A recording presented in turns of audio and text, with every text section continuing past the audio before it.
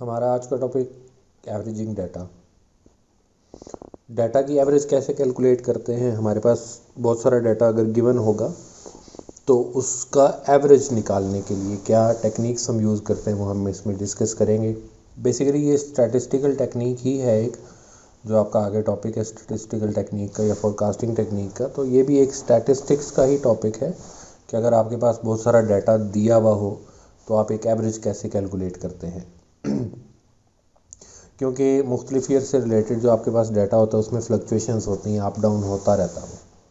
तो हमें average results अगर चाहिए तो हम वो एवरेज कैलकुलेट करने के लिए टेक्निक्स यूज़ करेंगे। वो मुख्तलिफ टेक्निक्स हम इस लेक्चर में डिस्कस करेंगे। तो डिफ़ाइन कर रहा है उसको कि हम in mathematics there are different measures of average. तो उनमें सबसे पहले जो हम मेजरिंग टेक्निक लेते हैं, तीन है मेन: मीन, मीडियन और मॉड।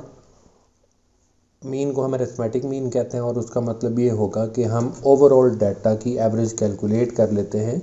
और वो एवरेज कैसे कैलकुलेट कर लेते हैं कि हमें अगर जितनी नंबर ऑफ़ वैल्यूज़ दी होती हैं हम उन सारी वैल्यूज़ को या उन सारे डिजिट्स को ऐड करेंगे और नंबर ऑफ़ वैल्यूज़ पे कि वो जितनी वैल्यूज़ होंगी, कितने नंबर ऑफ़ वैल्यूज़ हैं, उस पर हम डिवाइड कर देंगे। जैसे उसने एग्जांपल दिया कि आपके पास 12, 14, 17, 19 एंड 15 है, तो आप इन पांचों वैल्यूज़ को ऐड करेंगे। तो अब क्योंकि वैल्यूज़ 5 हैं तो हम इसको डिवाइडेड बाय 5 कर देंगे, यानी इनका जो सम आएगा 12 + 14 + 17 + 19 + 15, जो आंसर आएगा उसको हम 5 पे डिवाइड करेंगे। तो ये एक मीन हमारे पास आ गया और वो है 15.45।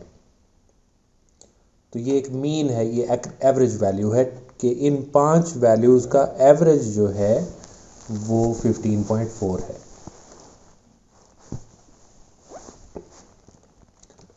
तो this measure is the arithmetic mean और where there is no possibility of confusion, simply the mean. हम इसी को मीन कहते हैं या अरिथमेटिक मीन कहते हैं, तो दोनों का मतलब एक ही है। यहाँ पे एक एग्जांपल उसने दी है, इलस्ट्रेशन, कि आपके पास 6 वीक्स का डाटा गिवन है, जो उसने क्वेश्चन में लिखा है 1120, 990, 1040, 1030, 1105 एंड 1015। तो हमें वो ये कह रहा है कि determine the mean weekly takings that the shopkeeper could quote. 6 weeks का अगर डाटा दिया हुआ है हमें, तो ऑन एवरेज हमारी जो वीकली सेल्स हैं या जो भी है वो कितनी बनेगी। ऑन एवरेज है ना, अब फ्लक्चुएशन तो आ रही है, 1120 है, फिर उसके बाद 990 है, फिर 1040 है, 1030 है, तो ये फ्लक्चुएशंस आ रही हैं। तो हम ऑन एवरेज कितनी सेल्स कर रहे हैं वीकली, एक एस्टीमेट हम लगाते हैं। तो हम क्या करेंगे कि सम ऑफ द वैल्यूज़ करेंगे, जो आंसर आएगा उसको नंबर ऑफ़ वैल्यूज़ पे डिवाइड कर देंगे।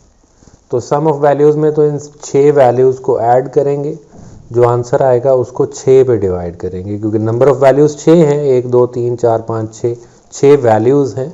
तो number of values of x का मतलब ये है कि 6 पे डिवाइड कर देंगे।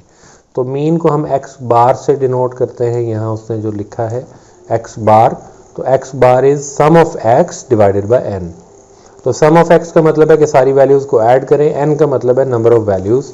तो नंबर ऑफ़ वैल्यूज़ 6 हैं, तो हम उसको 6 पे डिवाइड कर देंगे। तो आंसर आया 1050, यानी सम ऑफ वैल्यू 6300 आ गया था, उसको 6 पे डिवाइड किया उसने, तो वो 10050 आ गया। तो इसके लिए हम ये जो सिग्मा का साइन है ना, ये सम ऑफ x, इसको सिग्मा भी पढ़ते हैं, समेशन भी पढ़ते हैं। सिग्मा बेसिकली वो स्मॉल होता है, इसको समेशन आमतौर पे स्टैटिस्टिक्स में पढ़ा जाता है, लेकिन सिग्मा भी आप पढ़ लें, सम ऑफ एक्स पढ़ लें, उससे कोई फ़र्क नहीं पड़ता। तो इसका मतलब है कि ऑन एवरेज अगर देखा जाए तो शॉपकीपर जो वीकली सेल कर रहा है वो $1050 की है। ये ऑन एवरेज वो सेल कर रहा है, मतलब कभी ज़्यादा होती हैं कभी कम होंगी, लेकिन ऑन एवरेज वो इसी फिगर के राउंड अबाउट सेल कर रहा है। तो ये मीन होता है कि एवरेज ऑफ वैल्यूज़ कैलकुलेट कर लेते हैं। फॉर्मूला उसने लिख दिया यहाँ पे कि x bar is equal to sum of x divided by n, या sigma x over n। As we can see, this formula is very easy to apply. It will however need some modification before it can be used to determine mean from groups of data. अब ये जो data ऊपर उसने दिया हुआ था ना, ये जो वैल्यूज़ दी हुई हैं 6 या इससे पीछे दिया हुआ था, इसको हम सिंपल वैल्यू कहते हैं, ये सिंपल मीन कहते हैं।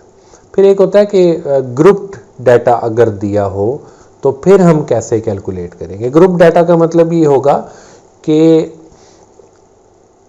अगर आपको सिंपल डाटा नहीं दिया हुआ, एक तरह की वैल्यूज़ नहीं दी हुई, बल्कि दो वेरिएबल्स दिए हुए हैं या दो वैल्यूज़ दी हुई हैं कि दोनों को हम टोटल करके तो फिर उसका मीन निकालेंगे, तो उसको कैसे करेंगे। जैसे यहाँ पे उसने एक एग्जांपल दी है कि बाज़ औक़ात डाटा इस तरह का होता है कि वो सिंपल नहीं होता, थोड़ा सा कॉम्प्लेक्स होता है।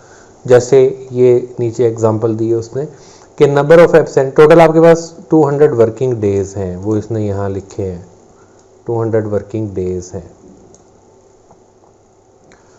तो आपने मीन कैलकुलेट करना है कि on average absentees per day कितनी है।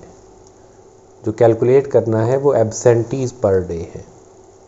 लेकिन वो कहता है कि कभी 0 एब्सेंटी होती है, 0 लोग एब्सेंट होते हैं, कभी 1, कभी 2, कभी 3, कभी 8 तक भी होते हैं। तो 200 दिनों में कितने दिन थे कि जिनमें एब्सेंट लोग, कोई भी बंदा एब्सेंट नहीं था। तो 9 दिन ऐसे थे जिसमें कोई भी बंदा एब्सेंट नहीं था। 28 दिन ऐसे थे उनमें जिनमें से एक बंदा एब्सेंट था, एब्सेंटीज पर डे जो, यानी एक बंदा एब्सेंट था। 43 डेज ऐसे थे कि 2 बंदे, 51 डेज सॉरी ऐसे थे कि जिसमें 2 एब्सेंटीज थी। 43 डेज ऐसे थे जिसमें 3 एब्सेंटीज थी। 29 डेज ऐसे थे जिसमें 4 एब्सेंटीज थी। तो अगर आपने एवरेज निकालना है तो सिंपल आप एब्सेंटीज का टोटल करके 1 2 3 4 5 6 7 8 का टोटल करके डिवाइडेड बाय 9 या 8 नहीं कर सकते, बल्कि कभी ज़्यादा लोग एब्सेंट हो रहे हैं, कभी कम एब्सेंट हो रहे हैं। साल में टोटल डेज अगर जो वर्किंग डेज हैं वो 200 वर्किंग डेज हैं, तो उसमें आपने एवरेज कैलकुलेट करनी है। तो इसका जो तरीकाकार होता है इसको ग्रुप डाटा का मीन कहते हैं। तो ग्रुप डाटा का मतलब ये है कि एब्सेंटीज और नंबर ऑफ डेज, ये दो चीज़ें अब हमें गिवन है, तो हम इनका पहले टेबल बनाएंगे और उसके बाद हम मीन का फॉर्मूला अप्लाई करेंगे। तो अब जो मीन का उसने फॉर्मूला दिया है ना, वो दिया है कि सिग्मा एफ एक्स। अब एफ क्या है? एफ फ्रीक्वेंसी है।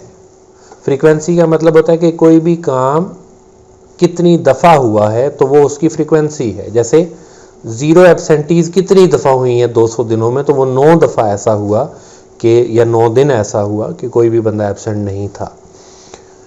जो 1 एब्सेंटी है उसकी फ्रीक्वेंसी क्या है? मतलब वो कितनी दफ़ा ऐसा हुआ 200 दिनों में कि सिर्फ एक बंदा एब्सेंट था, तो वो 28 डेज ऐसा हुआ या 28 टाइम्स ऐसा हुआ। तो ये फ्रीक्वेंसी होती है।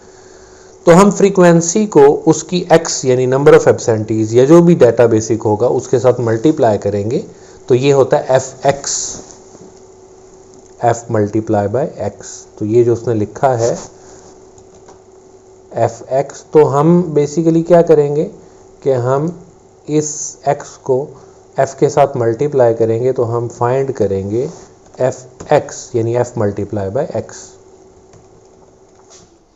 और ये एक यानी कॉलम बना लेंगे हम तीसरा, और एंड पे उस कॉलम में हम उसको सम अप करते जाएंगे।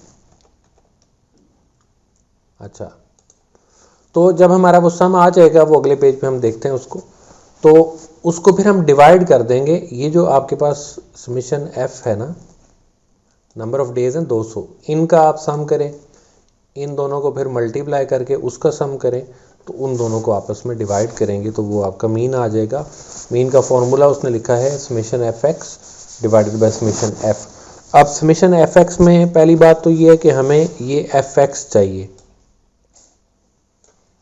तो f की भी मुख्तलिफ वैल्यूज़ हैं, x की भी मुख्तलिफ वैल्यूज़ हैं, तो हम एक कॉलम बनाएंगे तीसरा ये वाला।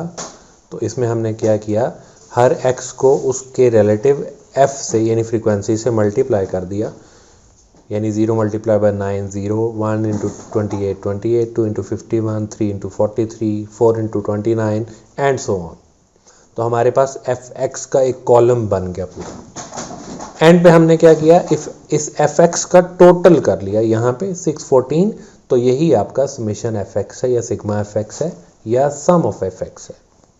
तो आपने एफ एक्स का एक कॉलम बनाना है एफ और एक्स की जो वैल्यूज़ हैं उनको आपस में मल्टीप्लाई करके उसमें लिखते जाना है और एंड पे आप उसको सम करेंगे तो ये आपका आ जाएगा summation F x sigma F x.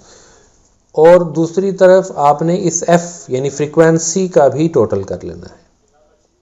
तो फ्रीक्वेंसी का टोटल तो वैसे भी उसने 200 डेज दिया हुआ है, तो अगर एफ एक्स करें तो हमारी टोटल जो एब्सेंटीज बनती हैं वो उनका जो टोटल आता है वो 614 आता है। तो 614 जो समेशन एफ एक्स है उसको हम 200 पे डिवाइड कर देंगे तो वो हमारे पास आ जाएगा मीन एक्स बार या मीन। तो 614 को 200 पे डिवाइड किया तो 3.07।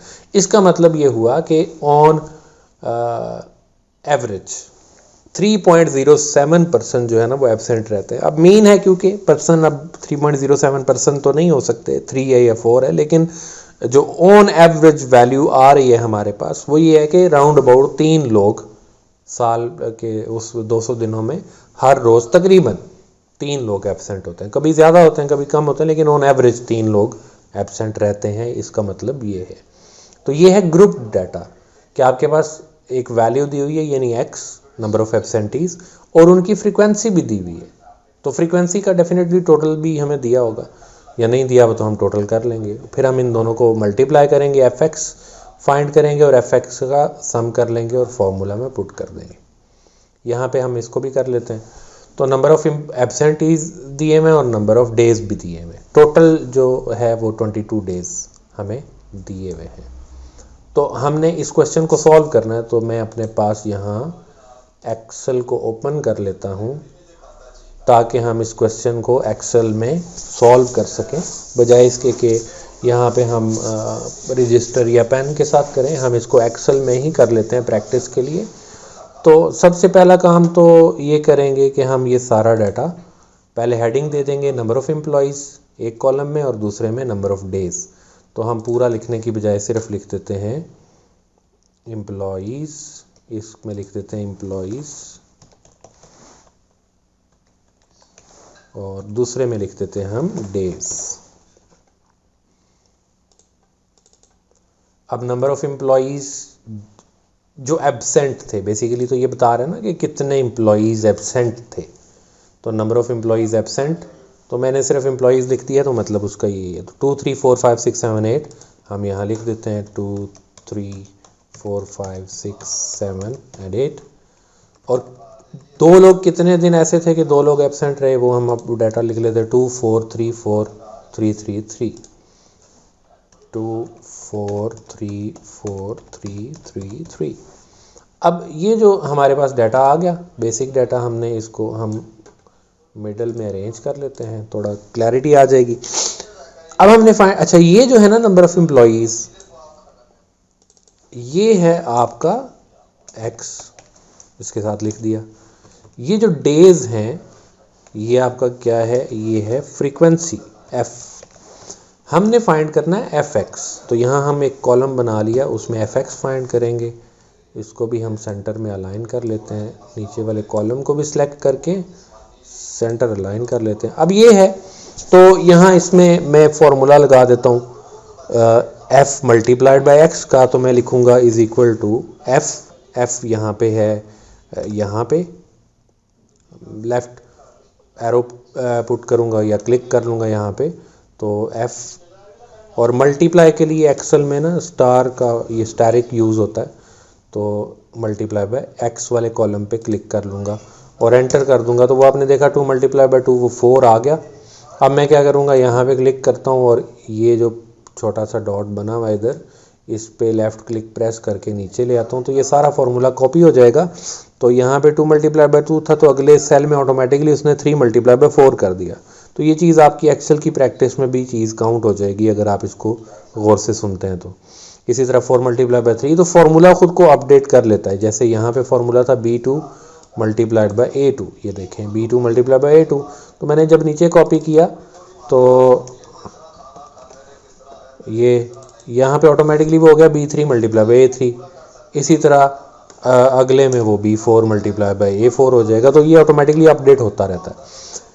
अब यहाँ पे मैं चाहता हूँ कि ये सम आ जाए, सम ऑफ एक्स चाहिए ना, और दूसरा मुझे सम ऑफ एफ चाहिए। तो मैं यहाँ पे फॉर्मूला लगा देता हूँ, इज़ इक्वल टू सम और ब्रैकेट लगा के, तो मैं लेफ़्ट क्लिक प्रेस करके यहाँ से यहाँ तक सिलेक्ट कर लूँगा। तो वो B2 से लेके B8 तक उसने सारा सम किया, ब्रैकेट क्लोज की, एंटर किया, तो उसने बता दिया भाई ये इसकी जो फ्रीक्वेंसी है इसका टोटल आपके पास आ गया 22। थोड़ा बड़ा कर लेते हैं लेजिबिलिटी के लिए। यही फार्मूला मैं यहाँ से यहाँ कॉपी कर लेता हूँ, तो उसने इसका टोटल कर दिया, फार्मूला अपडेट हो गया ना साथ ही, तो उसने यहाँ टोटल कर दिया, तो इसका टोटल है 111। अब ये समेशन एफ एक्स है, ये वाला 111, और ये समेशन एफ है। अब अगर हम फार्मूला लगाते हैं मीन का यानी एक्स बार का, तो मैं सिर्फ मीन लिख देता हूँ, एक्स बार नहीं लिखता।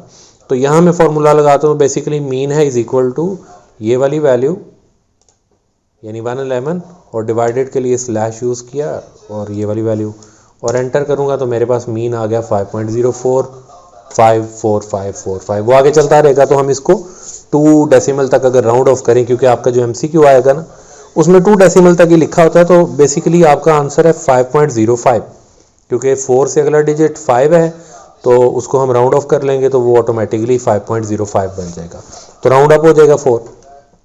तो ये मीन आ गया जो आपको क्वेश्चन यहाँ दिया हुआ था, ये वाला, इसका अरिथमेटिक मीन डेसिमल अंडरस्टैंडिंग का वो 5.05 आ गया। The following illustration demonstrate how to calculate mean in the slightly more complex case where we have group data.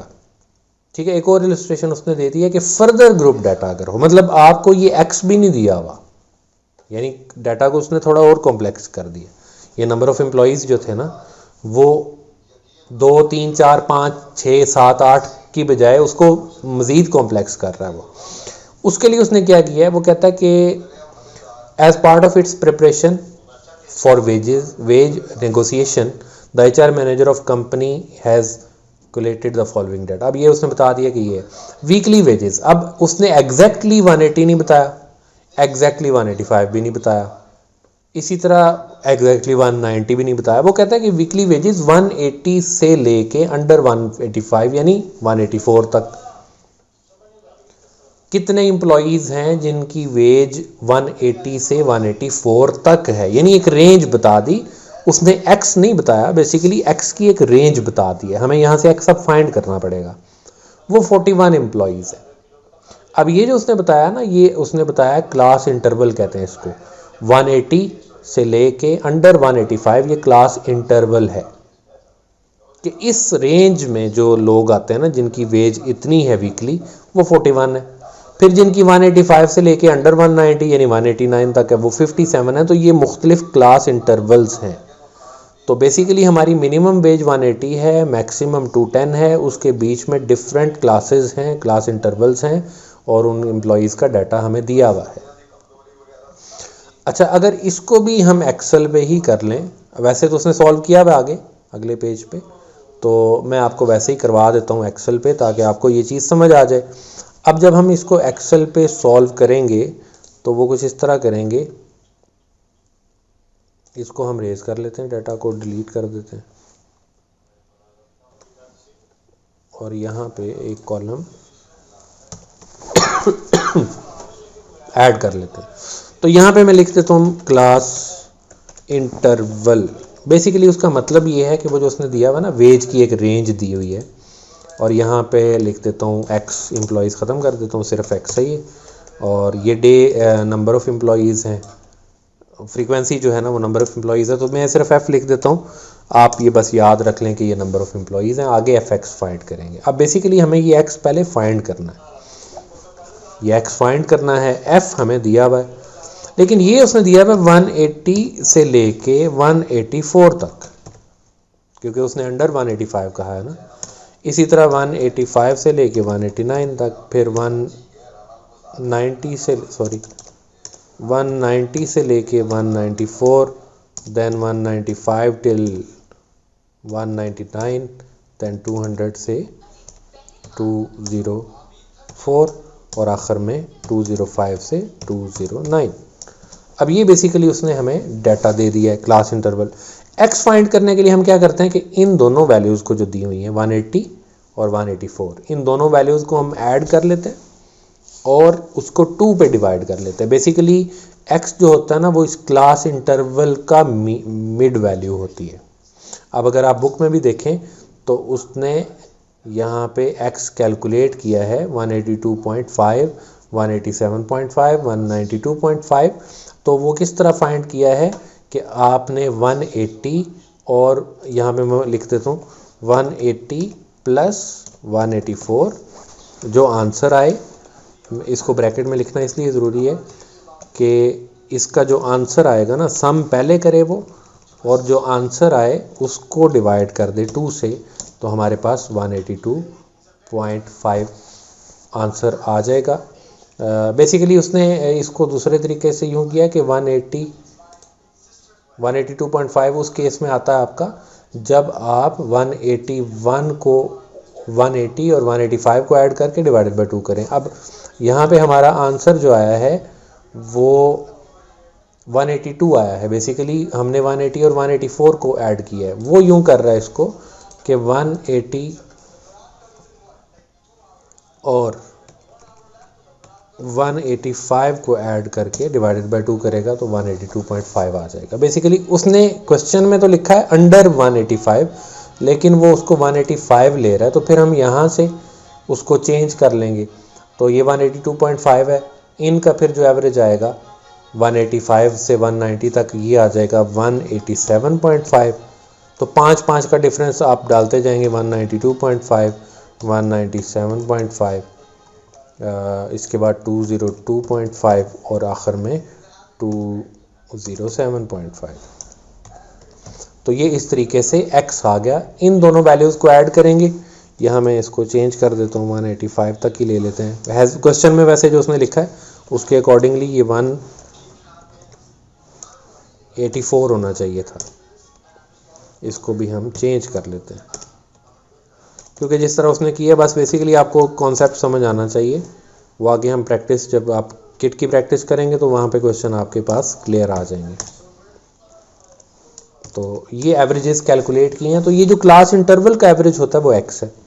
f तो बेसिकली उसने हमें दिया हुआ है 41, 57, 27, 23, 41, 57, 27, 43, और उसके बाद अगली वैल्यूज़ क्या है, सॉरी ये 23 है,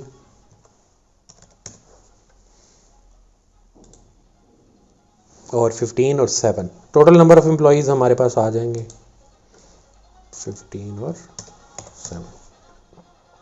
तो नंबर ऑफ एम्प्लॉयज़ हमारे पास 170 आ गई। यानी समेशन एफ तो हमारे पास ऑलरेडी, क्योंकि फार्मूला लगाया हुआ हमने, तो वो खुद ब खुद आ गया। अब यहाँ क्या करना है, इन दोनों को x और f को मल्टीप्लाई करना है। तो फार्मूला लगा देते हैं, इज इक्वल टू ये 41 वाली वैल्यू क्लिक करेंगे यहाँ पे और मल्टीप्लाई का साइन लगाएंगे यानी स्टार का, और फिर यहाँ क्लिक करेंगे और एंटर प्रेस कर देंगे, ये वैल्यू आ गई। अब यहाँ से इसको ड्रैग कर लें, ये जो बॉक्स सा बना हुआ है क्लिक प्रेस करके ड्रैग कर लें, तो टोटल आ गया 32,400। तो आप उसका भी टोटल देख लें, 32,400, और उसका मीन कितना आया 190.59। हमारा भी मीन कितना आ गया 190.588, तो 59 होगा। वो 588 का मतलब 159 ही है। तो अब देखें कि मैंने एक्सेल में एक वो उसका स्ट्रक्चर बना लिया है, तो अब बार बार मुझे वो कैलकुलेशन नहीं करनी पड़ी। मेरा कॉन्सेप्ट अगर क्लियर होगा तो मैं एक्सेल की कोई भी शीट छोटी सी यूज़ कर सकता हूँ, उसमें मैं अपना डाटा पुट करूँगा और मेरे पास वैल्यूज़ आ जाएंगी। तो ये बड़ा आसान सा तरीकाकार है, आप एक्सेल पे कर सकते हैं। अच्छा, इसको थोड़ा सा और अगर रिफाइंड करें तो आप क्या करें कि ये जो 180 और 185 है ना, इसके लिए हम एक कॉलम यहाँ ऐड कर लेते हैं। तो मैं क्या करता हूँ कि 180 यहाँ लिख देता हूँ इस सेल में, और 185 इस सेल में लिख देता हूँ, और उसके बाद मैं 185 इस सेल में लिख देता हूँ और 190 मैं इस सेल में लिख दूँगा। इसी तरह आगे भी 190 और 195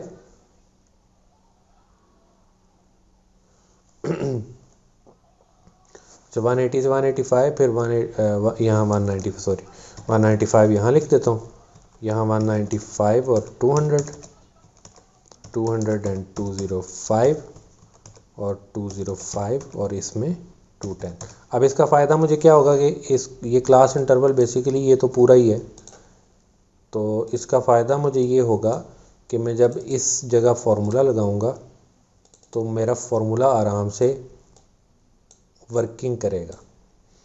यानी यहाँ पे मैं फार्मूला लगा देता हूँ कि ये जो वैल्यू मैंने निकाली है ये बेसिकली मैंने इज़ इक्वल टू ब्रैकेट ये वाली वैल्यू 180 और उसमें मैंने प्लस किया है इस वैल्यू 185 को, वो क्लिक कर रहा हूँ मैं तो वो आ रहा है खुद ब खुद, ब्रैकेट क्लोज की है और उसके बाद मैंने इसको डिवाइडेड बाय 2 किया तो मेरे पास ये आंसर आ गया।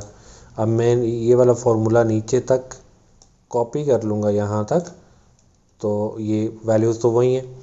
तो मेरे पास ये मीन का फार्मूला यहाँ लगा हुआ है, एफ एक्स का यहाँ लगा हुआ है, एफ यहाँ है, ये बस आपने एफ पुट करना है 57 ये जितनी भी वैल्यूज़ हैं और ये क्लास इंटरवल पुट करना है, बाकी आपके पास आ जाएगा। ये शीट कमेंट नीचे डिटेल में डिस्क्रिप्शन में अटैच है, वहाँ से आप डाउनलोड कर सकते हैं और इसको आप यूज़ कर सकते हैं अपनी प्रैक्टिस के लिए। अब यहाँ टेस्ट एंड अंडरस्टैंडिंग दी हुई है ना 350 और 360 वाला ये जो क्वेश्चन है, इस डाटा को भी हम अगर उसी में पुट करें तो 350 360 फिर 60 टिल 70 70 टिल 80 380 90 और 90 400। तो यहाँ पे हम पुट कर लेते हैं 350 से 360 तक और 360 से 70, 370 से 380, 380 टिल 390। अब आगे क्या है 390 टिल 400। अच्छा, अब ये वाली जो चीज़ है ये मैं इसको डिलीट कर देता हूँ, सिर्फ मैं क्लास इंटरवल डिलीट करूँगा और ये जो f है इसको डिलीट करूँगा। बाकी इसलिए डिलीट नहीं किया ताकि फार्मूला अगर मैं ये यहाँ से भी डिलीट कर दूँगा और यहाँ से भी तो वो फार्मूला डिलीट हो जाएगा, फ़र्क नहीं पड़ता। आप ऊपर से कॉपी कर सकते हैं, यहाँ से ड्रैग करेंगे नीचे वो दोबारा आ जाएगा, लेकिन मैं बस वैसे ही नहीं कर रहा। अब फ्रीक्वेंसी उसने दी हुई है, अब देखें x खुद ब खुद आ गया, हमने यहाँ वैल्यूज़ चेंज किए हैं, x खुद ब खुद आ गया, अब हमें करने की ज़रूरत नहीं पड़ेगी दोबारा। तो आगे हम देखेंगे कि जी नंबर ऑफ़ डेज़ हैं 4 6 5 और 4 3, 4 6 5 4 एंड 3। अब ये सारी वैल्यूज़ भी ऑटोमेटिकली अपडेट हो गई, ये भी अपडेट हो गया, ये भी अपडेट हो गया और मीन वैल्यू हमारे पास आ गई 373.18। तो आप इसका आंसर टेस्ट एंड अंडरस्टैंडिंग में जाके देख लें। तो ये फार्मूला लगा लें। तो यहाँ तक तो था मीन के बाद जो एवरेज कैलकुलेट करने का दूसरा तरीका है वो है मीडियन। तो मीडियन को हम अलग लेक्चर में रिकॉर्ड करते हैं, नेक्स्ट लेक्चर मीडियन के बारे में होगा। तो मीन की जो डाटा ये जो एक्सेल शीट है ये वाली, तो ये डिस्क्रिप्शन में अटैच्ड है, वहाँ से आप डाउनलोड कर सकते हैं। डाटा सारा उसमें से क्लास इंटरवल का भी रिमूव्ड होगा और फ्रीक्वेंसी भी वहाँ पे नहीं लिखी हुई होगी, वो आपने ख़ुद से ही पुट करनी है वैल्यूज़ और वो आपका आंसर कैलकुलेट करके बता देगा आपको।